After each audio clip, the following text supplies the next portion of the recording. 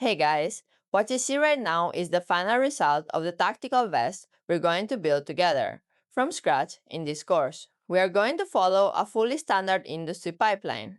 First, we simulate the physics and base pattern in Marvel's Designer. Then, we take it into ZBrush to sculpt those fine, realistic wrinkles.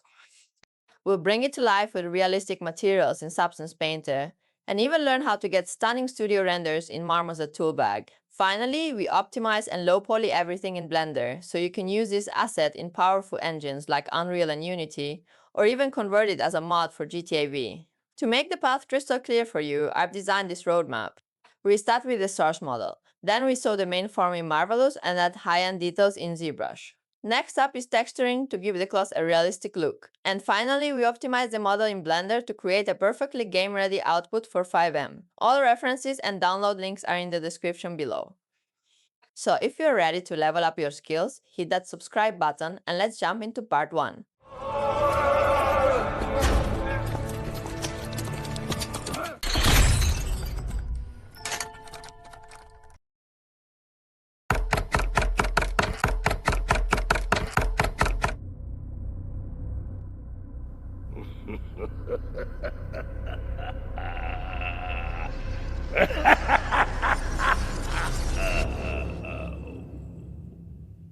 Part 1. How to convert the GTA V model to a marvelous design avatar. Okay, so look, the first thing I did was bring a model from one of the standard GTA models into Blender so I could do what? Have a model that's one piece and has the exact same main GTA figure that we simulate, so that when we simulate it, the size is the same as the real-life standard size and build-up GTA, which doesn't have a very obvious difference from Marvelous's own avatar. And after we do this, we take the output we got, the output of the FBX we got, and we will select the model itself here. Of course, it says here that it's not a T-pose, so you don't want to have any problems, which is why we select the males from this section, check the skin checkbox, and click. We click to select the address where our file will be saved.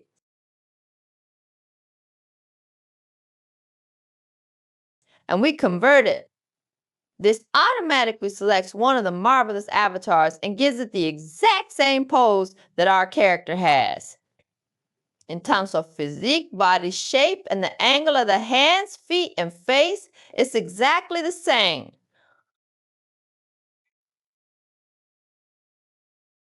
You can have one of the Marvelous avatars, exactly the one with all the properties of the Marvelous avatar, with the standard GTA character size, which is this one right now. Finding image references and getting started in Marvelous Designer. Let's see. I've now gone online and found various photos that were on the internet. Here, you can see, and I'm using the PureRef software, so I can easily look at the photos and show you that model. One of its advantages is that no matter how much you zoom in, the quality of your image doesn't decrease. And the next thing that happens is that because we have a vest, we need a shirt and pants under the vest to make it look more realistic. I had a pre-made shirt and pants set, which I'm now including in the models, so you can download it from the link along with the Marvelous Designer file and the GTA file.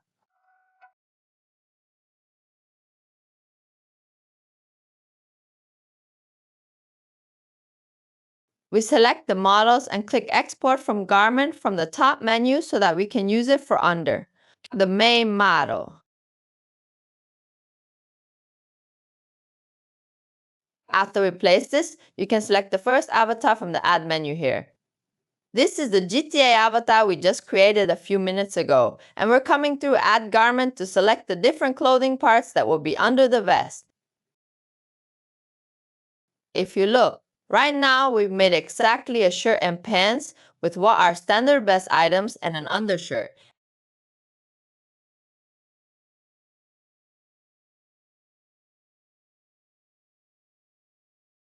And I come here from the modular library section. Let's choose the front and back and one of these shirts to start with, and then we'll use that pattern and our initial design on one of the inner shirts that are part of the modular library. To start, we'll move away from the shirt a little bit so it can simulate it easily. If we simulated it and saw that, for example, it's not being done well, we can even put it on a higher layer for a moment. After we were placed in the higher layer, it was positioned correctly. Let's turn it back again. The top layer, which I'll also raise over there when it comes up. Once I put it on layer 1 and then put it back on, so our shirt will be exactly above our vest, right on top of the shirt. After this, we'll start slowly with the little details in this initial pattern. We make changes and modify our initial pattern, bringing it closer to the vest pattern that I'm looking at every second on the second monitor, watching to see where the changes are and applying them. Little by little, the first thing we do here is remove the parts that are for the edit curve so we have a straight line, and we'll bring the shoulder area in a bit and make it smaller. After this, we'll start slowly. Just the lines that we're going to mark later on our pattern to indicate the placement of the different parts of the vest. First, we mark their positions as lines. After all the parts are fixed, what do we do next? We'll come after that. When we formed our main block,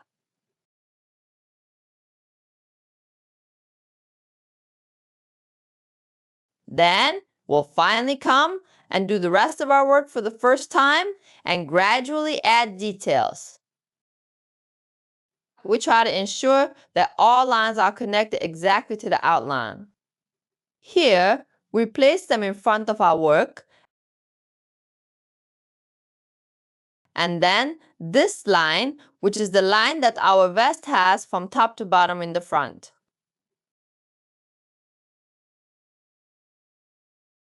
And then I divided the pocket. Once we've taken the measurements, we'll come to the sections where the straps for placing items are. We place our military straps at the bottom of the vest. I'll speed things up a bit here so you don't waste your time.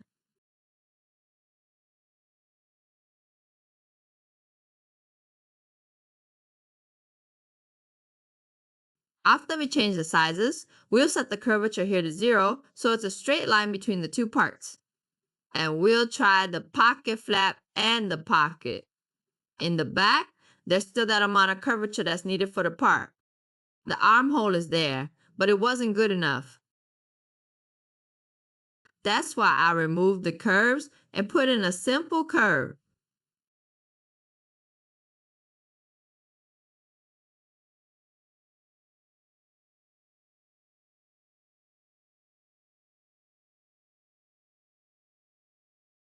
We'll play it safe, so if it gets stuck right here, I decided to take it into layer 1 and then get the output for your own layer. Okay, we'll also put the sidelines of the bands and the ones behind them. We'll come and do a section according to the image I saw, which is this. The top piece has a line like this, which we'll also fix.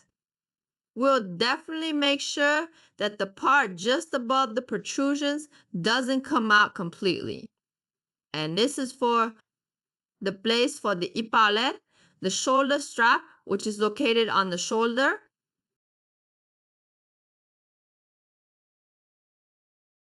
And then we just delete the same curve again and put in a regular curve. In my opinion, the regular curve is much better and more lively than the edit curves that Marvelous itself generally uses. Let's go for an offset and see. We can create this line, which is visible in the photo. There are a series of lines here, both in the front and the back. I'll also put the links to the photos in the description section so you can have the photos as well. If you want to do this again. We want to create this line. First, we'll use 3 lines.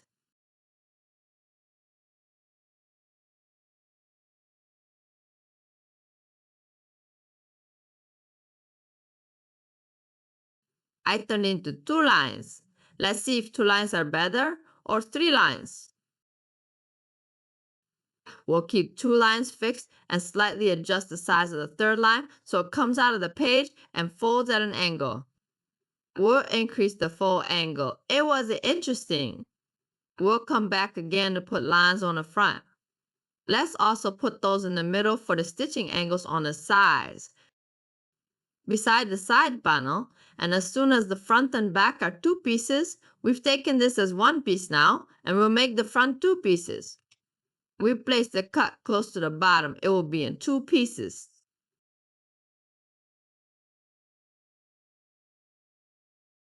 Anyway, all vests are multi-layered. That's why they look better. We definitely need to do this in at least 2 layers, fix the corners and curves so it looks better. We'll come to exactly the places where we'll make the stitching beautiful based on that same photo of ours, and here we'll slowly fix the places where the front layer is separated from the back. A few seconds of waiting and patience. Exactly where it's sewn, the front layer is folded to the back, and we determine the folds visually. Our vest isn't that thick. That's why 2 layers are enough. But you see a lot of vests that are thicker and need to be worked on for more than 2 layers. Or the underlying layer must be much thicker than the minimum thickness. Now I tried to make the center line and the side lines equal in size. And I thought once that it would be better if we cut them off. Then I said again that no, with the same first fold angle, let's see if we get results. And here we finally did. We carry the fold angles inside out. We'll add to one and subtract from another to create the line we want. It worked for me. Now, it also depends on your model. Sometimes it seems like tearing it up would be better. Sometimes create the fold angle, for example, 2 or 3 lines, depending on your model. My model was 2-piece front and back. I told you before that the front and back pieces are separate, and that's why we cut 1 piece. We're also putting the bottom part on because of the 2 lines of stitching. Also for the front line, which is, here it is. We'll put it on those 2 lines again. Let's try to measure everyone equally. But I think 4 millimeters was better, so I set it to 4 millimeters. For the seam allowance, I used 7 millimeters. Depending on your preference, you can change it between 5 and 7. Okay, look from the side. The zipper has a place for the zipper, and we're fixing the zipper's place. We'll create it with the pattern outline. I'll turn this down a bit so you can see it again. We're coming in with the offset as internal line. We'll increase the size so we can place that 1 piece exactly where the zipper goes. I went to get the internal line for the first time. I took the second series of the internal line. First, I'll fix a piece, then I'll cut that line and divide it into 2 parts. I'll throw it down. First, it should almost maintain its position. Add a little bit more detail. Don't go straight to the final stage. First, see if it's shaped enough into what you want. Then more details.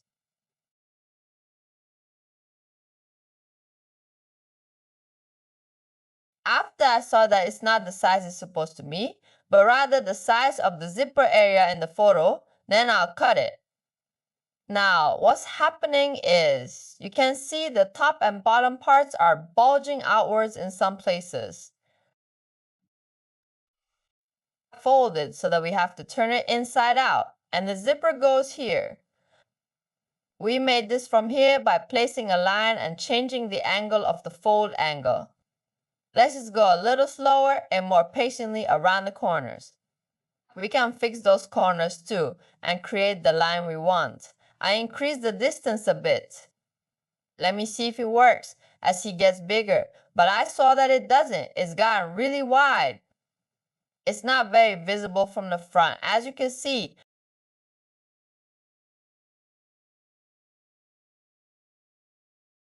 After we fix this line, we'll also leave a short gap for the stitching so it has room for stitching and looks more natural.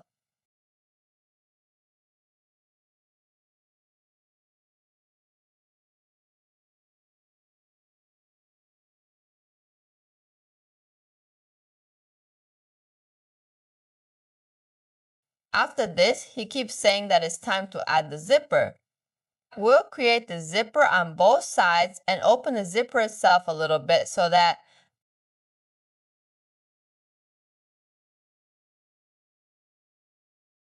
now, even if it's not completely closed, please be patient with me here as much as possible. First, I wanted to make this by sewing, but sewing doesn't work. With the same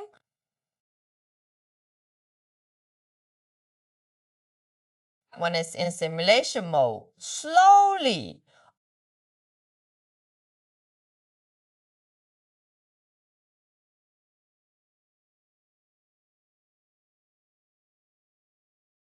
First, we cut it in half and make a line that creates the exact shape of the indentation and line. And then we sew it like this.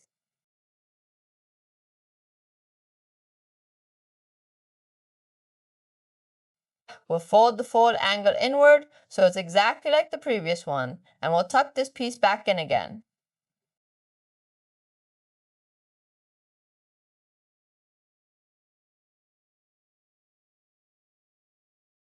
You could say the vest is almost formed now, and the button was extra, so we removed it so that only the back panel of the vest would take shape. Now, let's add the side parts.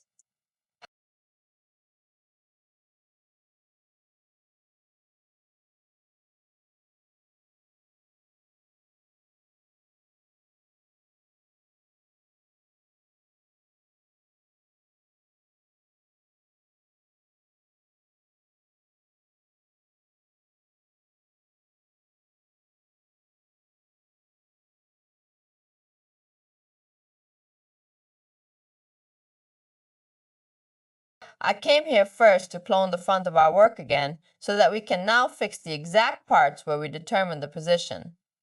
In the pocket area and the front of the garment.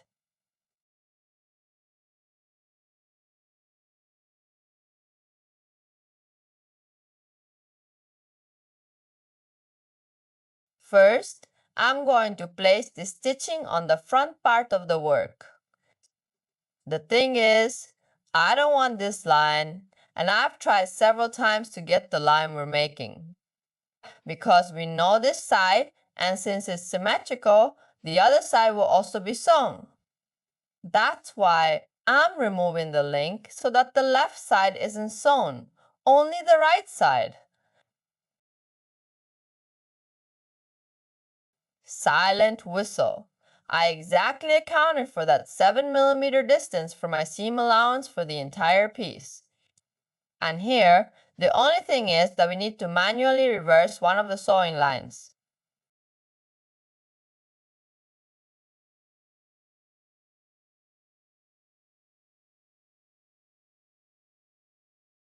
Which one is it? I'm deleting. One more time. Let's put it back. This distance shouldn't be all the way to the end either. It was cut off at the top up to there. I'll sew the same stitch again. It worked this time. What's happening is I'm seeing something now that I think about. I didn't connect the front and back pieces of the work correctly. I should hit the line further over. I sewed it wrong. I had to sew it again. I should have sewn the right side to the right, but I accidentally sewed it to a line next to it, and that's where it intends to put the buttonholes. Let me delete it up nicely once. First, I'll sew it up myself. Again, I sewed it here, this time also taking the same 5mm, because it's not a seam here anymore. It should just be a small fold. Maybe the spacing will be a little less, and it will look better than the side stitches. Now look closely. Right in the middle of the work, there's a narrow space for a button. Now, if I want to create this button location better, it's better to sew the buttonhole instead of creating it with Marvelous Designer. Because the very location of the Marvelous button itself creates complexity. I'll take the measurements now so we can use them to copy and sew. Now, I wasn't paying attention here, and I didn't realize that this is exactly the left and right of the lower part of the symmetrical shape, and when we do this, a twist occurs. In times like these, it's better to place the buttonholes lengthwise instead of crosswise. I'll go over these again. First, I thought I wish I could just rotate it with the angle it's at right now. After that, I saw that it couldn't be done. That's why I'll erase it a little further ahead again. I'm gonna move the buttonholes again. Here again, the line went out. And yes, I'm deleting the buttonholes. This time, instead of placing the buttons horizontally, let's put the buttonholes vertically. This way, you won't have any problems when the left and right sides are symmetrical. There are 5 buttons again. Of course, with this button that we put up ourselves, 6 of them, 6 buttons out of the 6 on this side, should be placed with a suitable distance from each other. On this side too, exactly. Now, I'll try to make sure there's also exact spacing between the images. If the last button from the bottom is a little distance from the bottom, here, my pocket, I wasn't paying attention and missed it. It was about to fall a little. We'll delete a bit. Exactly, we sew the pocket again first, and then after we're done sewing. We'll add the seam allowances back to it later, so according to, you see, the 7 millimeters. Now here, because it's internal, I decided to leave the internal seams at the same 5 millimeters.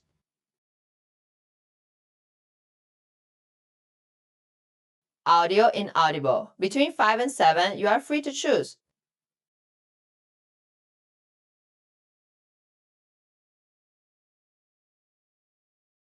In less than 5 millimeters, your stitches will be very close together. More than 7 is too much of a gap. Between these, it doesn't really matter anymore what distance we keep. That's exactly what it is that look here, we're making this part of the pocket. I came first. I removed the corners of the pattern.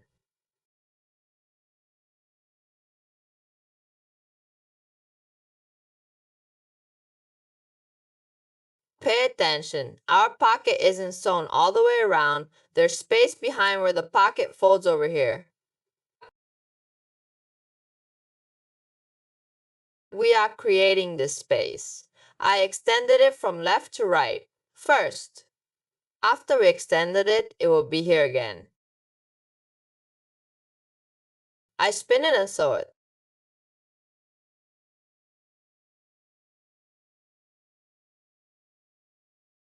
That was a bit too much just now. I'll come back and reduce the spacing so it sticks to the fabric better. Back fabric.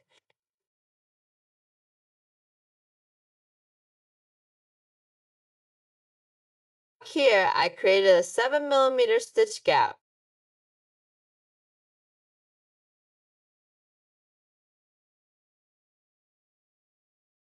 Placing the top part of the stitching over the bottom.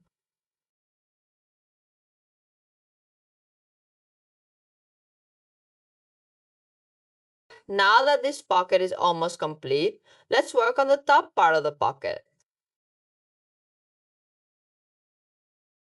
If you look at the head pocket area, it has a scallop design here. I'll come and choose the middle part first.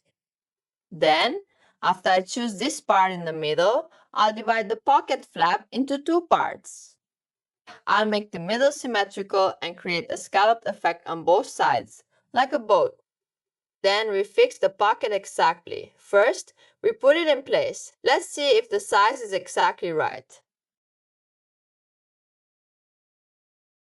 After that, when it's done, we'll delete that link. Let's mark the stitching lines.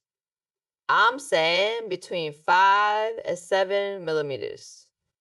Now, depending on the different places where things are done, I'll look at each one in the image. I think if there's more fabric left over, I'll take 7, and if there's less, I'll take 5 or 6. And just like every place else, we'll put the button placement here too. We'll sew it.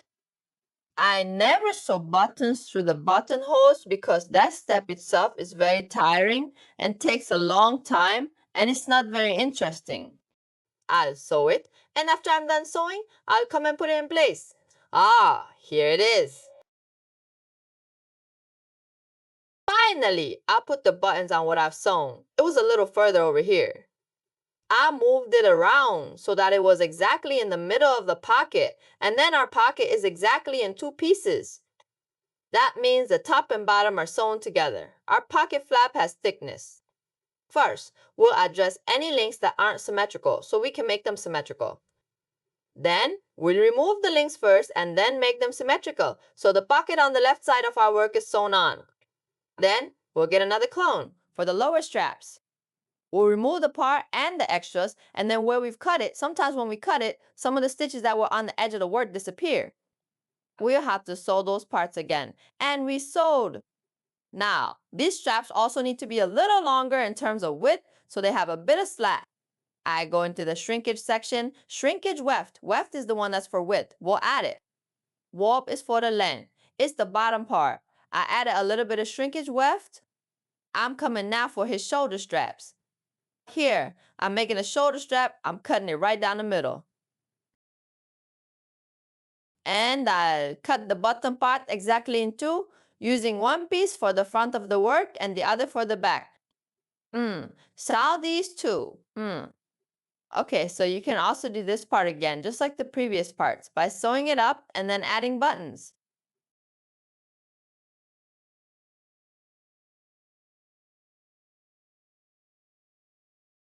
I also always give the fabric some thickness. I won't leave thickness rendering and thickness collision as default. I always leave one or two to maintain a sense of fabric thickness. It never has zero thickness.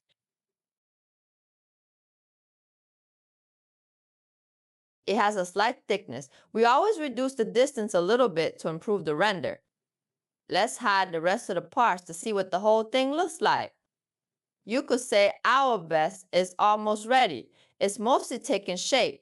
It has a section that is for the front of the work. For here, we should also add that one of the things I do now is clone. Then I layer clone, and then I sew it. Now, here in the corners, we need to sew the points together so they align exactly where they're supposed to.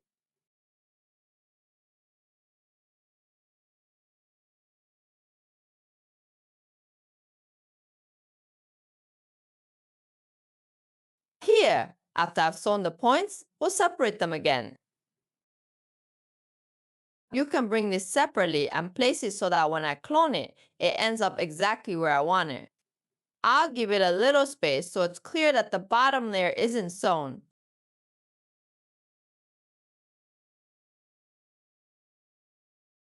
Okay, we'll select all.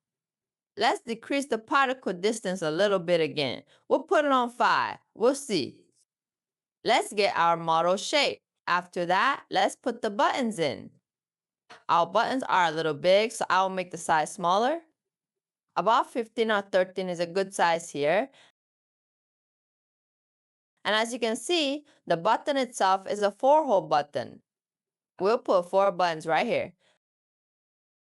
Let's simulate it. And I kind of liked how it was standing a little crooked. The work is done, and the last step is particle distance. If you have a good computer, put it on this. If your computer is weak, don't set it. And so that it takes a better form exactly. Overall work. For the final touch, I give it a little shrinkage weft and shrinkage warp so that a few more wrinkles fall on it. Although I'll be back here again later. If I wanted to, I could freeze the bottom layer. And I'll increase the shrinkage warp again so that the wrinkles that come out will be more depending on the work. You can also do this with the physical properties of the fabric material, so whichever of you thinks is better, do that. Just you wait and see. We don't have any seams here. Stitch from the inside. That's why this is enough. I'm here. Okay. Now that we've made all the different parts, it's time to move on to the main part of my work.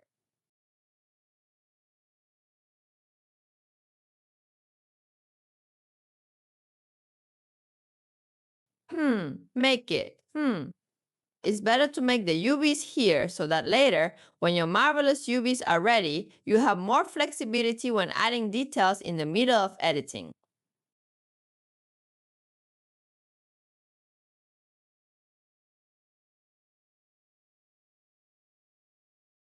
I'll bring down the parts that were extra and underneath. I want to use UDIMs for the front part, so I can use a few.